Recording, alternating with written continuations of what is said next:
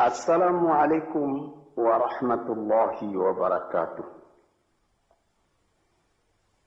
Para pendengar, peminat kaset-kaset saya ini, laki-laki dan perempuan, baik yang sedang tinggal di rumah atau dalam mengembara dalam perjalanan yang jauh dengan mobilnya, diputar kaset, didengarkan Nabuya berceramah, seakan-akan kita berdekat, meskipun saya tidak ada dalam mobil ini, tapi suara saya ada. Yang akan saya bicarakan pada hari ini ialah tentang mensyukuri nikmat Allah Subhanahu wa ta'ala. Tuhan bersabda di dalam Al-Quran, la in syakartum la azidannakum wa la in kafartum inna adzabi la syadid. Sesungguhnya jika kamu syukuri yang nikmat yang diberikan Allah kepadamu, niscaya nikmat itu akan ditambah lagi oleh Tuhan. Sebaliknya jika kamu lupakan nikmat itu, tidak kamu pedulikan, maka azab atau siksa Tuhan sangatlah pedihnya. Inilah ayat tentang syukur yang disebutkan oleh Tuhan di dalam Al-Quran. Sebenarnya nikmat yang diberikan Allah kepada manusia itu tidaklah terhitung banyaknya. Tuhan pun mengatakan wa in ta'udu ni'matallah la tuhsuha. Jikalau kamu hendak menghitung nikmat Allah, tak dapat kamu membilang berapa nikmat itu. Ada alat-alat modern sekarang yang dipakai orang, komputer,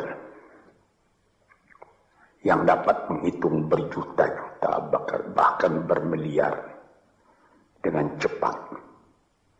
Tapi bagaimanapun cepatnya hitungan komputernya nanti sudah rusak dan nikmat Allah belum juga semua dapat dituliskan. Apa yang kita syukuri? Apabila kita mengenalkan nikmat Tuhan itu, kita menjadi kaya dalam batin. Kita tidak jadi murung dalam hidup.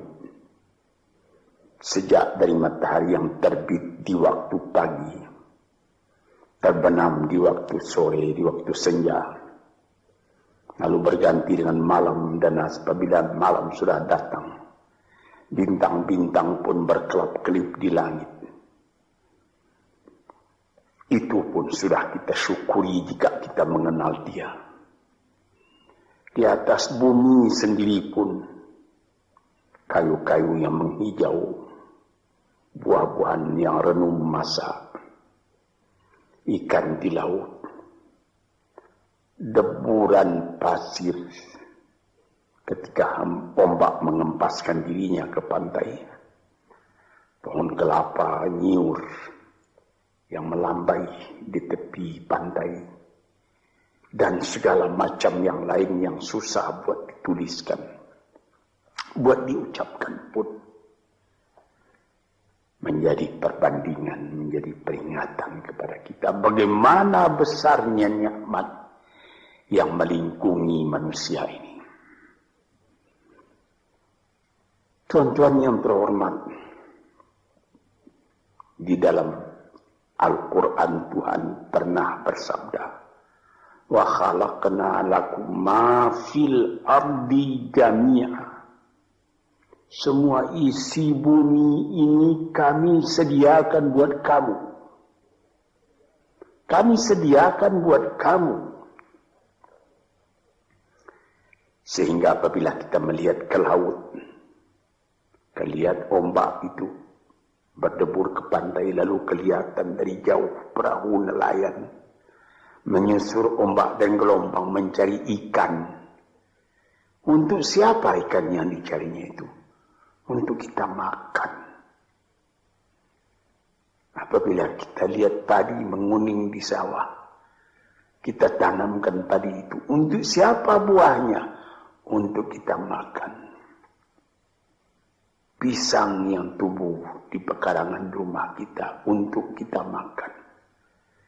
Malahan kalau kita lihat binatang-binatang berkaki 4, kambing, sapi, kerbau. Hei kambing, hei sapi, hei kerbau, mengapa kamu gemuk? Mengapa kamu jadi besar? Kami disediakan buat kamu. Buat kamu. Payahlah menghitungnya. Sampai kepada buah-buahan yang ada, mangga, rambutan, durian, makanan-makanan yang lain-lain, lazat dimakan oleh manusia. Kalau sekiranya kita tanyai dan mereka dapat menjawab, tentu jawabnya akan sama semua buat kamu. Inilah nikmat oleh Allah Subhanahu wa taala. Wa sakhkhara lakum ma fil ardi, dan segala isi bumi ini disediakan buat kamu. Di sini kita merasa dalam hati syukur. Allah Ta'ala pun beri peringatan kepada kita. Walaqad karramna bani Adam wa hamalnahum fil barri wal bahri wa razaqnahum minat tayyibat wa faddalnahum ala kathirin mimman khalaqna tafdila. 4. Katanya, hai anak Adam, kami muliakan kamu di muka bumi ini. Kami angkat kamu di laut dan di darat. Di laut dengan kapal, di darat dengan kendaraan. Malah sampai sekarang di udara diangkat manusia. Dan diberikan rezeki. Padi menguning, buah-buahan. Yang manis-manisnya pun bermacam kemanisan. Dan diberikan lagi peringatan bahwa dari binatang yang lain, manusia lebih utama. Dijadikan Allah Ta'ala bermacam-macam binatang, bermacam-macam margastawa yang ada di muka bumi ini. Manusia juga yang lebih tinggi daripada semuanya. Dan sebagai patri daripada segala nikmat yang ada itu, diutus Tuhan pula, utusan-utusannya terdiri daripada bangsa manusia sendiri. Nabi-nabi dan rasul-rasul sejak dari zaman Nabi Adam, Nuh, Idris, Hud, Salih, Ishaq, Yaqub, Yusuf, Daud, Sulaiman, Zakaria, Yahya, Isa, Musa, dan lain-lain. Harun, dan lain-lain. Sampai kepada Nabi Muhammad SAW. Tanda cinta manusia itu sempurna kepada manusia. Cinta Allah kepada manusia itu sempurna. Dikirim manusia sendiri buat menyampaikan bagaimana manusia tadi supaya selamat dalam kehidupannya. Dan diberi peringatan kepada manusia bahwa hidup itu bukan sekedar yang sekarang saja. Sesudah hidup yang sekarang ada lagi hidup yang lain. Hidup yang akan datang yang lebih kekal daripada hidup yang sekarang. Hidup yang sekarang ini disebut al-hayatul faniyah. Hidup yang fana. Kelihatan sebentar, kemudian hilang. Sesudah hilang tak kembali lagi. Tapi nanti disambut dengan al-hayatul baqiyah. Hidup yang kekal. Disitulah kehidupan yang sejati. Kita kembali kepada yang tadi. Mengenal hidup yang seperti ini saja sudah patut disyukuri. Kalau kita tidak mengenal hakikat dari kehidupan itu, apalah ubah kita dengan binatang? Tuhan pernah bersabda dalam Al-Quran. Dia katakan, walaqad zara'na li jahannama katsiran minal jinni wal insi lahum qulubun la yafqahuna biha wa lahum adhanun la yasma'una biha wa lahum a'yunun la yubsiruna biha wa lahum adhanun la yasma'una biha ulaika kal an'am bal hum adall wa ulaika humul ghafilun.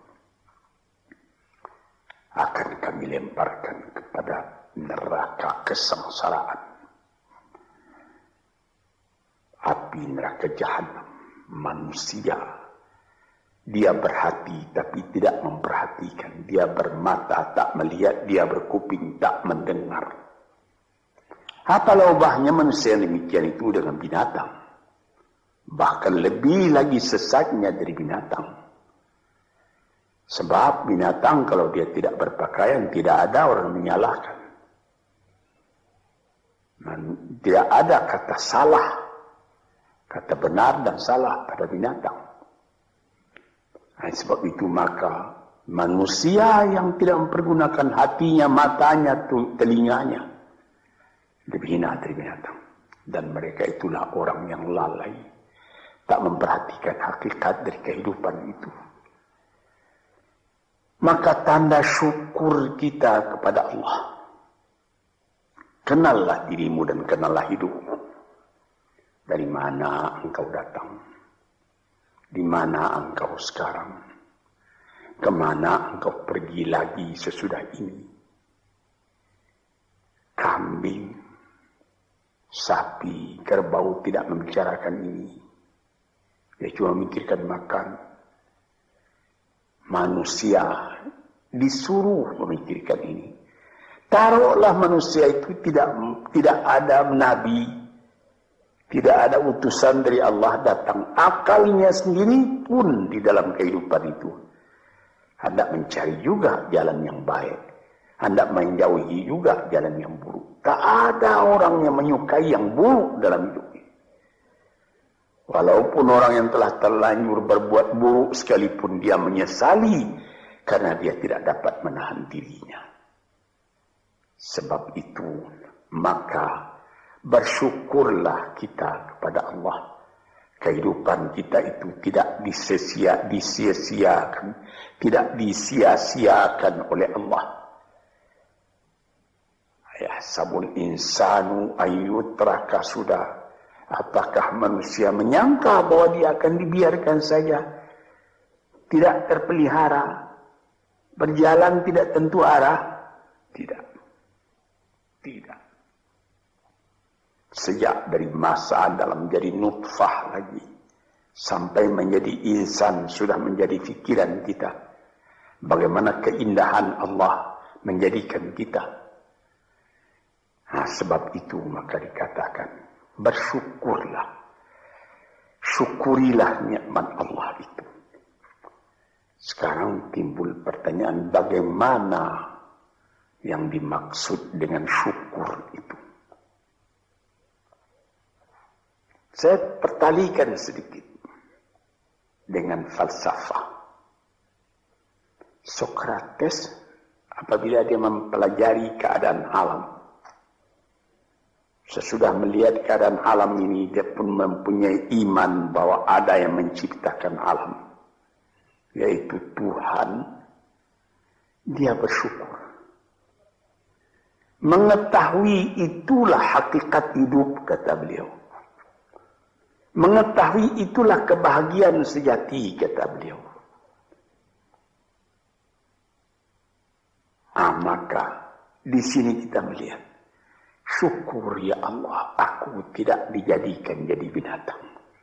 Syukur ya Allah, aku tidak jadikan manusia yang sia-sia. Syukur ya Allah, aku terjadi dalam keadaan seperti ini. Sehingga aku tahu yang hak, tahu yang batil, tahu yang buruk, tahu yang baik. Tahu dari mana asal perjalanan ini, dan tahu pula kemana tujuan perjalanan ini. Syukur kepada Allah karena kita tahu Kita datang ke dunia cuma sekali. Sepintas, sekejap mata dibandingkan dengan umurnya dunia. Taruhlah orang berumur 100 tahun yang paling panjang. Tapi apalah artinya 100 tahun? Dengan umur dunia yang sudah miliar tahun. Dan apabila kita mati pun, dunia pun akan tinggal sepeninggal kita. Entah berapa juta tahun lagi, tidak tahulah. Sepintas zaman kita lalu ke dunia ini.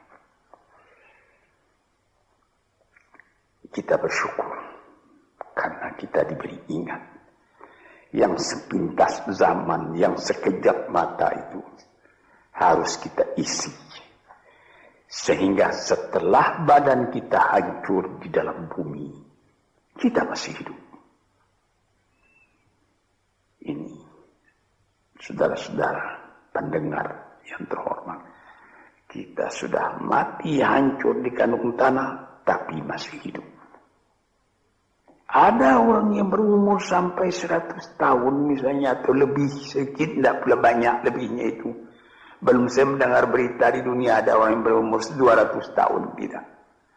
Paling banyak ya 120, 130 tahun, itu pun sudah lemah. Nah, dalam umur yang sekian pendeknya kita lalui di dunia, dia bisa kita panjangkan. Dengan apa?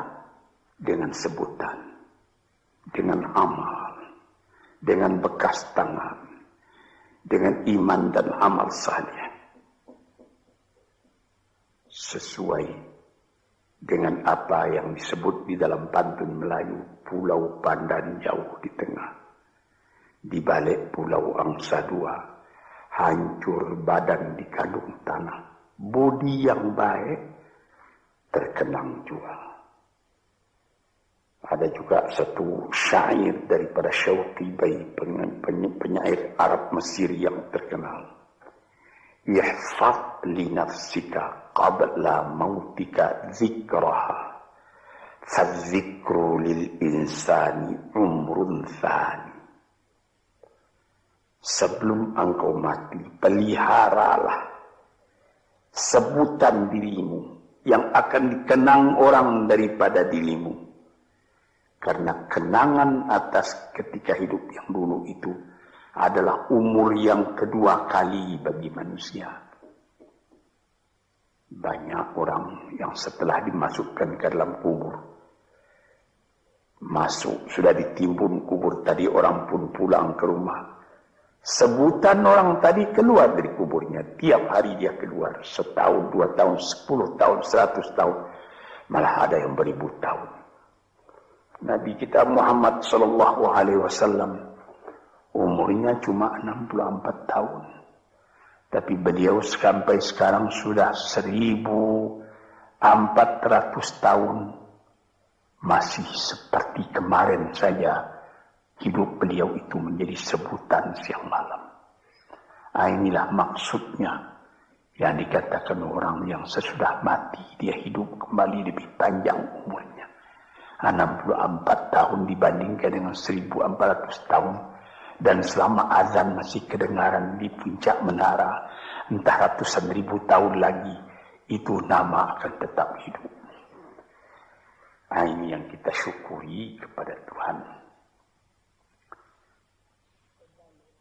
Sebaliknya, setelah kita sebutkan bagaimana syukur atas nikmat yang diberikan Allah, sebaliknya ada orang yang tidak berterima kasih sedikit juga kepada Tuhan, melainkan mengomel terus bagaimanapun banyaknya nikmat yang dia terima. Maka pada ujung ayat tadi dikatakan, wala in kafartum inna azabi la syadid. Kalau kamu masih mengingkari nikmat Tuhan itu, maka siksaan Tuhan amatlah pedihnya kepada dirimu. Memang banyak sekali manusia Sudah ada nikmat datang, dia tidak memperdulikan nikmat itu, dia masih mengomel saja. Kita misalkan, ada seorang perempuan bertandang ke rumah sahabatnya perempuan yang lain. Sesampai di rumah tadi dilihatnya, senang dia melihat bagaimana keadaan rumah itu. Dilihatnya ada televisi terletak, ada radio, ada CC, kursi-kursi bagus, ada lagi perhiasan-perhiasan yang lain. Tanda dia bergembira, dia bilang, syukur saudara atau saudari, ada radionya ini, ada televisinya ini, ada lagi CC-nya, model betul ini. Furniture di mana ini yang menyediakan? Disambutnya, televisinya sudah model, ketinggalan model ini 10 tahun yang lalu. Radionya sudah bahula ini. CC-nya juga begitu. Ada yang model sekarang, yang model baru. Saya sudah ketinggalan zaman ini. Ini misalnya. Nikmat yang telah ada itu tidak disyukurinya, melainkan diomelinya. Ini banyak manusia yang seperti ini. Sebagaimana pernah saya katakan dalam kaset ini, inilah orang yang wa nafsin wa min nafsin la tashba, jiwa yang tidak pernah merasa kenyang, tamak terus. Orang seperti ini kalau dia ditimpa oleh kesusahan, akan seperti cacing tanah panas orang seperti itu. Sebab dia tidak pernah bersyukur kepada Tuhan. Dapat percobaan sedikit sudah gelisah, sudah seperti terbakar dirinya. Dia tidak akan merasakan nikmat hidup walaupun bertimpa nikmat dalam rumahnya, dia tidak akan merasakan nikmat hidup. Inilah orang yang pada penglihatan orang lain dia kaya, tetapi dialah orang yang paling miskin. Sebab disebutkan oleh ahli-ahli falsafat, siapa orang yang miskin di dunia ini? Orang yang terlalu banyak kehendaknya, itu orang yang miskin. Siapa orang yang kaya di dunia ini, yang merasa cukup dengan apa yang ada, dia bersyukur atas yang ada. Bukan berarti dia menolak yang tidak ada. Kalau ada, syukur. Kalau belum ada, sabar. Jadi, syukur itu ada imbangan, yaitu sabar dan syukur. Syukur ketika nikmat datang, sabar seketika nikmat pergi atau hilang atau rusak. Sebab apabila sabar, itu pikiran tenang. Pikiran tenang menyebabkan ada lagi inspirasi baru yang akan datang. Tetapi kalau dapat sedikit cobaan sudah gelisah, maka kita mengkafiri, tidak mensyukuri nikmat yang ada. Misalnya saya pernah juga bertemu seorang, bukan seorang, berdeknya berkali-kali orang. Dia datang, Abuya, saya ini susah. Kenapa? Ya Buya mengatakan kalau kita suka-suka bertahajud, suka beribadat dengan setia, nanti apa yang kita minta dapat dikabulkan oleh Tuhan. Saya sudah 4 tahun tahajud saja saban malam, tidak dikasih apa-apa. Ini orang tidak bersyukur. 4 tahun dia bertahajud terus menerus. Dengan apa-apa dia bertelanjang. Tidak pakai mukena. Berapa dibeli mukena itu? Lampunya terang. Berapa ongkos lampunya? 4 tahun sakit. Tidak. Makan enak juga saban hari. Cuma permintaan belum dikabulkan. Nikmat yang ada dalam tangannya dia lupa karena mengharapkan nikmat akan datang. Inilah orang. Wa ila in kafartum inna azabi lasyadid. Kalau kamu lupa kepada nikmatku, azabmu yang akan kamu derita lebih sakit lagi. Misalnya tadi itu, saya sudah bertahajud sekian tahun, tapi permintaan saya tidak dikabulkan. Berfikirlah sedikit. Itu namanya perkataan kan kurang sopan kepada Tuhan. Seakan-akan kita yang menentukan. Tuhan, mari sini, kasih saya. Seperti begitu kita kepada Tuhan. Padahal bukan karena mengharapkan diberi apa-apa itu yang menjadi pokok. Kita sebagai hamba Allah dihidupkan di dunia ini buat apa? Di dalam Quran dikatakan ma khalaqtul jinna wal insa illa liya'budun. Tidaklah aku jadikan jin dan manusia malaikat untuk beribadat kepadaku. Jadi artinya bukan 4 tahun. Selama hidup hendaknya kita beribadat kepada Tuhan. Bukan mengharapkan apa-apa karena yang ada ini sudah harapan kita. Yang ada disyukuri. Ini satu contoh. Saya ingatkan. Apa maksudnya? Inna azabi lasyadid. Orang yang lupa kepada nikmat Allah, nikmatnya Allah dia lupakan, dia tidak bersyukur, siksaan datang. Siksaan apa? Gelisah hatinya selalu. Itu siksaan, itu gelisah. Sudah dapat mobil. Apa merek mobil? Mereknya Holden. Ya, tapi baru dipakainya 2-3 hari. Ya, tapi sekarang ada lagi ini Holden. Mau pakai Mercedes Benz. Pakai apa lagi? BMW, Volvo, macam-macam. Macam-macam pikirannya itu sudah siksaan buat dia.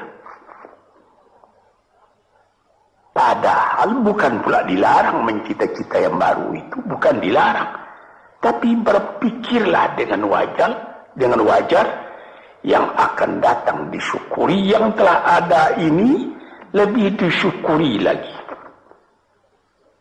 Orang gelisah karena mengharapkan yang baru. Dia lupa keadaan kekayaan yang ada pada dirinya sendiri. Cobalah. Kita kaya. Mobil ada. Rumah besar. Ini cukup. Tapi badan sakit. Bagaimana? Saya teringat salah seorang sahabat saya telah meninggal. Itu terkenal orang kaya besar. Bapak Rahman Tamin. Dia di rumah sakit. Dia ketika itu baru saja membuka pabrik tekstil di Surabaya. Jadi, bukan main dia terkenal. Jadi ketika dia sakit, saya pergi melihat dia. Sekarang saya mengerti, katanya, apalah arti kekayaan saya yang banyak itu, katanya. Yang penting sekarang ini bagi saya sehat. Ini perkataan dari seorang mukmin yang mengetahui berapa nikmat Allah. Tapi nikmat yang paling besar itu kesehatan, bukan kekayaan. Dia berdoa kepada Tuhan, dia beribadat. Dia minta, ya Allah, sehatkanlah badanku atau tetapkanlah imanku. Ini saya pernah melihat. Di sini kita melihat bahwa kesehatan badan adalah kekayaan yang tidak ada nilainya. Walaupun engkau tidak mempunyai banyak kekayaan, tapi badanmu sehat, kekayaan berjuta-juta itu. Engkau tidak banyak kekayaan, tetapi engkau makan enak. Pernah saya juga berjalan-jalan dengan seorang teman orang kaya, naik mobil lalu di dekat sawah, orang-orang bekerja sawah. Ketika itu hari kira-kira pukul 12.30 hari, saya melihat bagaimana sesudah membajak sawahnya, orang yang punya sawah tadi makan, dibawakan oleh istrinya dari kampung di dalam besek nasi yang akan dimakan oleh suaminya, dimakan oleh suaminya itu. Sehingga kawan saya yang punya mobil tadi menjadi dalam hatinya itu seakan-akan iri. Saya yang tinggal di gedung besar, di rumah besar, mempunyai mobil beginian, tidak merasa enak makan seperti itu. Coba Tuhan, berapa nikmat Allah. Maka itu kita kembali kepada pangkal kaji tadi.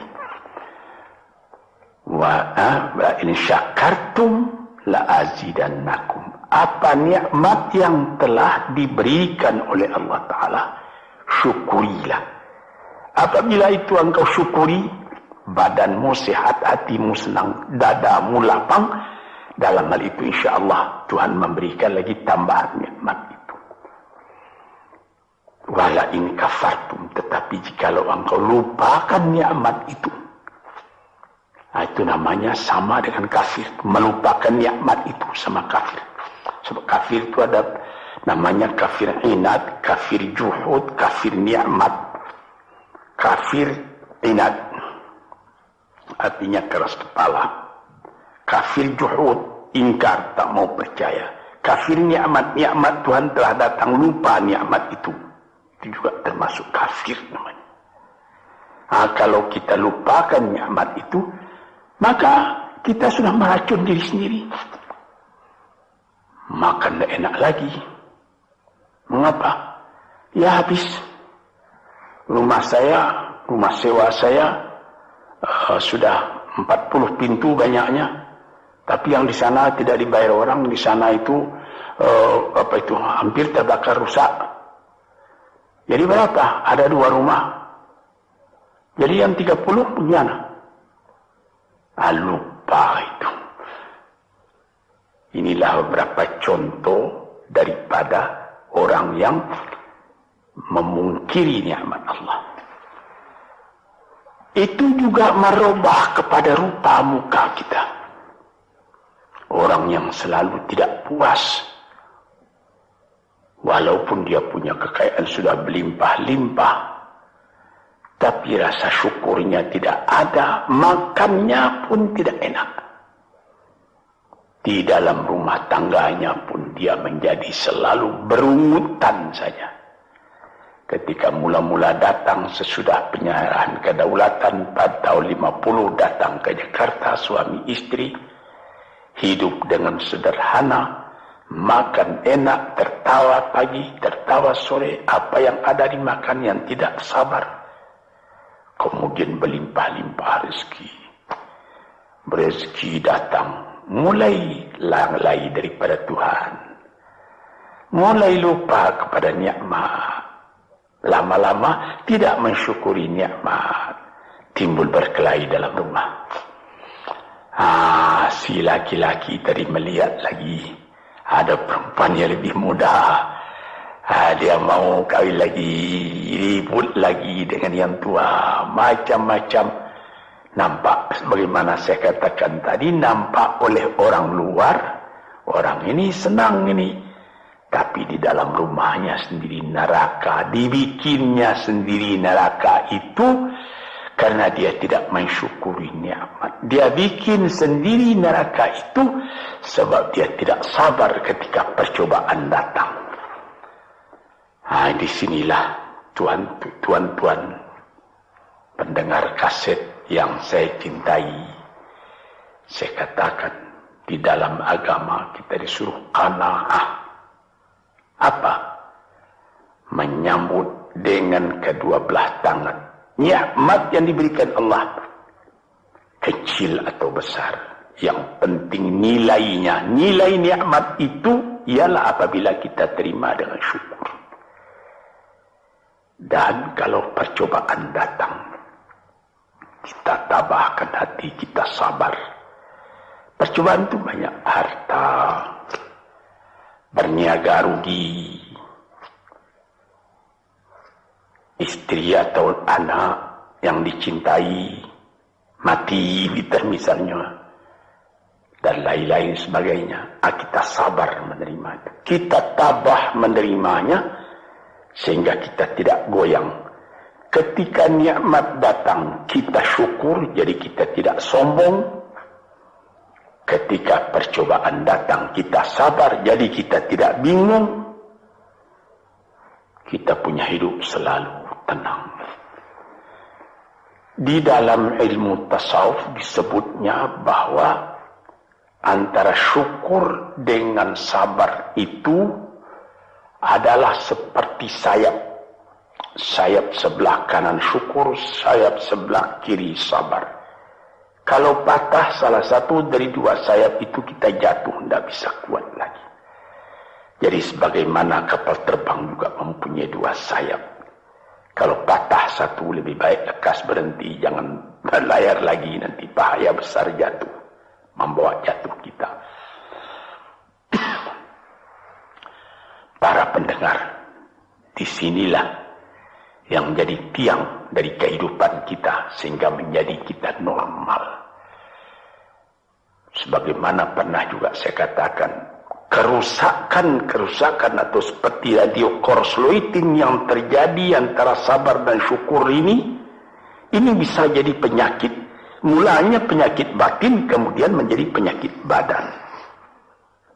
Ada orang, itu saya pernah mengatakan tempoh hari ini dalam salah satu kuliah di kaset ini, psikosomatik. Dilihat penyakit, diperiksa, dianalisa oleh dokter. Asalnya dari kecewa. Ada orang, anaknya menyakitkan hatinya, karena anak itu juga jadi fitnah dalam kehidupan. Diharap akan begini, rupanya jadi begitu. Diharap akan taat, rupanya maksiat. Lama-lama dipendam penyakit itu dalam hati, berubah kepada badan sendiri. Kadang-kadang sakit jantung, kadang-kadang eksim, kadang-kadang kudis. Ajaib. Rupanya perjalanan darah diganggu oleh tekanan jiwa. Tekanan jiwa mengganggu tekanan jantung. Tekanan jantung mengganggu tekanan darah. Tekanan darah menjadikan penyakit basil pada badan.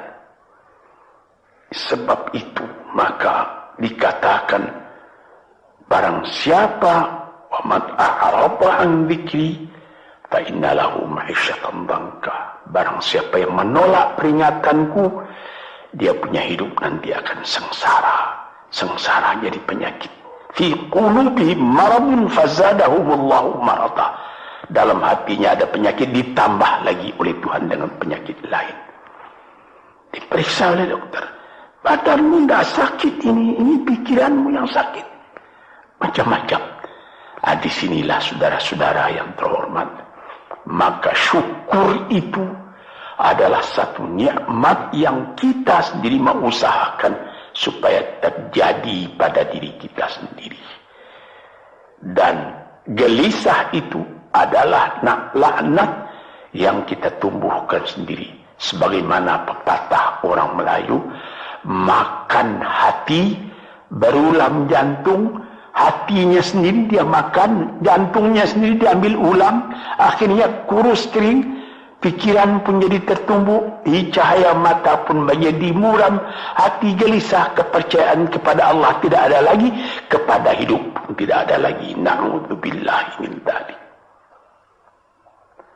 Para pendengar, peminat kaset-kaset ini, saya serukan, gembirakan hati, kuatkan iman kepada Allah, syukuri segala nikmat, sabar kalau datang percobaan.